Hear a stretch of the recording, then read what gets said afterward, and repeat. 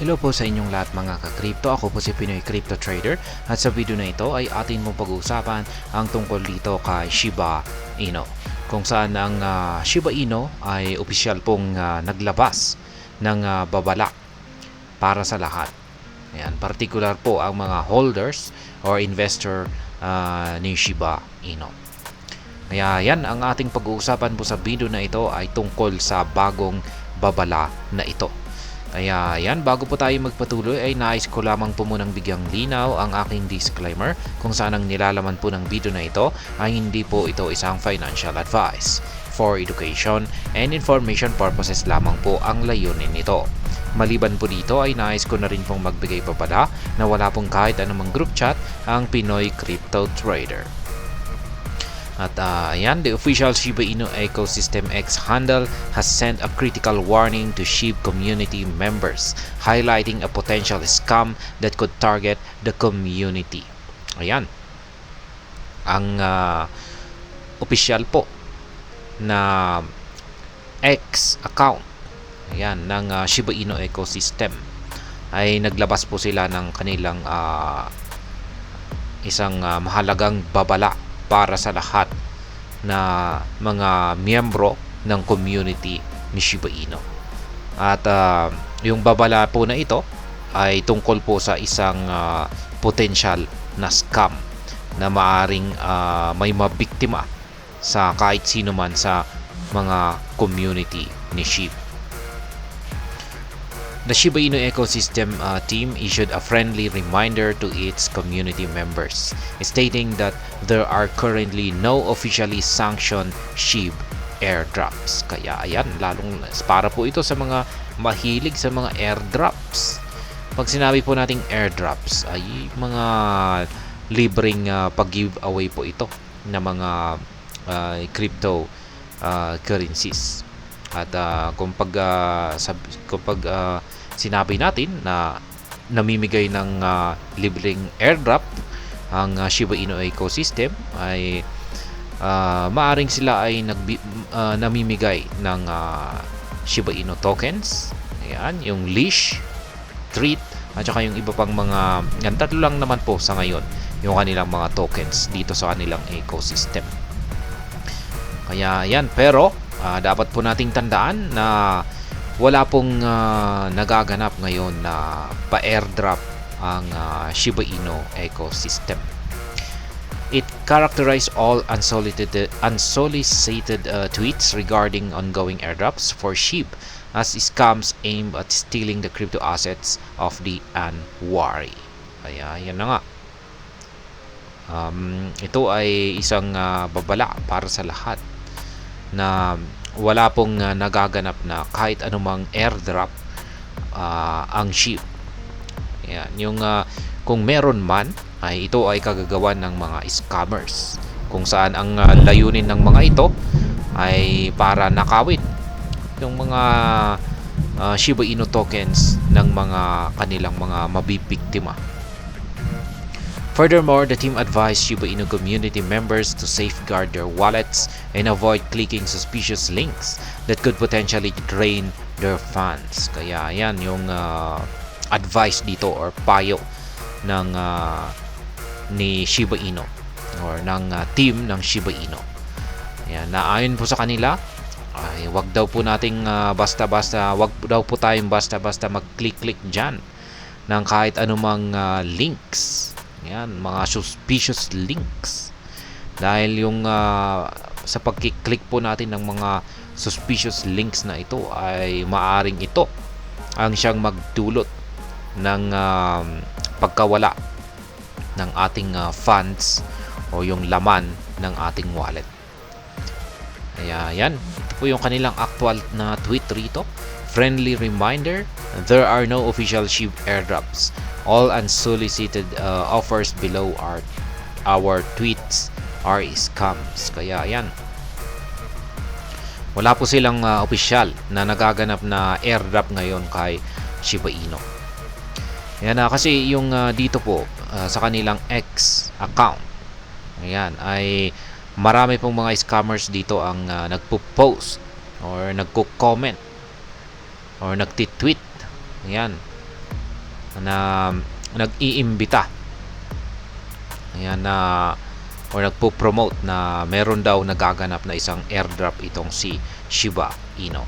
Kaya syempre yung mga baguhan, ayan, yung mga baguhan naman na nagbabasa ng mga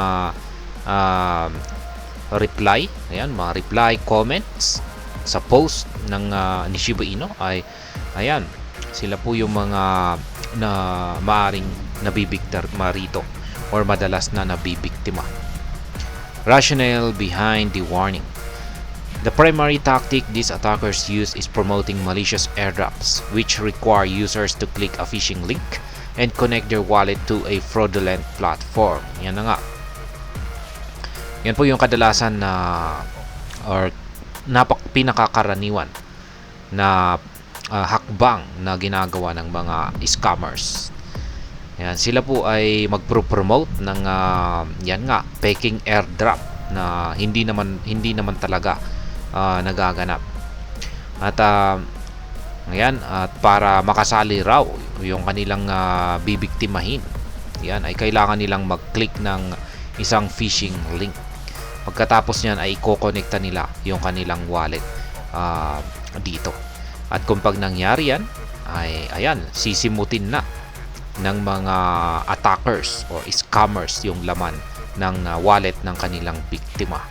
Kaya ayan, wag po tayong basta-basta, wag po nating basta-basta i-connect yung ating mga wallet sa mga platform na hindi natin gaanong kilala or hindi pa natin gaanong napagkakatiwalaan.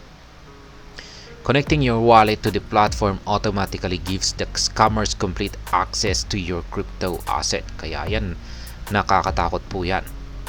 Kaya gaya ng aking sinabi kanina ay huwag po tayong basta-basta magko-connect ng ating wallet sa mga platform na hindi natin kilala or hindi natin napapatunayan na ang mga ito ay legit. Ayan. Kasi kung pag na-connect po natin yung wallet natin dito ay magkakaroon ng access. Yan, kung sakaling ito ay pagmamay-ari ng scammer, ay yan, ubos na, simot na yung laman ng ating wallet. For context, crypto projects usually adopt airdrops to reward active community members. Through airdrops, tokens are sent to the wallet of selected community members as a reward for the active participation. Kaya yan na nga yung sinabi ko kanina. Yung mga crypto projects po kasi, lalong-lalo na yung mga bago. Ayan, or yun nga, lalong-lalo na yung mga bago ay namimigay po talaga sila ng mga libreng airdrop, lalong-lalo na sa kanilang mga aktibo na mga community members. Yan na, syempre yung mga maski matatagal na rin na katulad ni Shiba Inu ay pwede na rin po silang mamigay. Mayroon na rin po silang namimigay na rin po sila ng airdrop kung kinakailangan, lalong-lalo na kung may malaking celebration yan or event, ay dyan po sila namimigay ng airdrops yan or libreng tokens. Kaya yan, lalong-lalo na kung pag maglalabas sila ng bagong token. Kaya ganyan po nangyayari kung bakit kung bakit may pa-airdrop. However, scammers have adopted this strategy over the years to lure unwary users into connecting their wallets to malicious platform. This has resulted in the loss of cryptos worth millions of dollars. Yun nga lang, at yung airdrop na ito ay ito po yung parang tinake advantage ng mga scammers. Yan. At ito yung kanilang ginagamit na estratehiya para makapanloko or makahanap ng biktima. At matagal na ito na kanilang ginagawa. Kaya gaya ng sinabi ko kanina, kung pag meron po silang biktima at nagawa po nilang hikayatin na i-connecta yung kanilang wallet sa kanilang malicious platform, ay ayan, ubos na ang laman nito. At ayan na nga, marami na pong nabiktima niyan at millions of dollars na ang nawala. Ayan, at napunta sa kamay ng mga scammers. Despite these warnings, scammers have continued to promote malicious offers focusing on Shiba Inu ecosystem tokens including Bone, SHIB, Leash, and Still Users Fund. Kaya yan.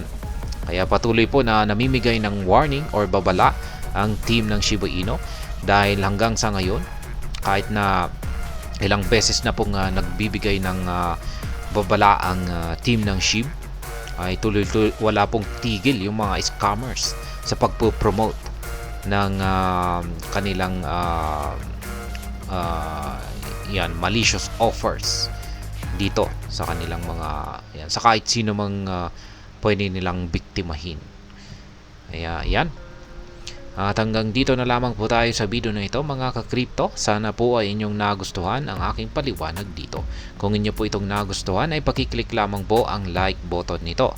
Para naman po sa mga bago lamang dito, kayo po ay aking inaanyayahan para mag-subscribe. Pakiclick na rin po ang bell icon nito dahil ito po ang siya magsisilbing notification nito sa mga bago kong videos na akin pong ina-upload sa aking YouTube channel na ito.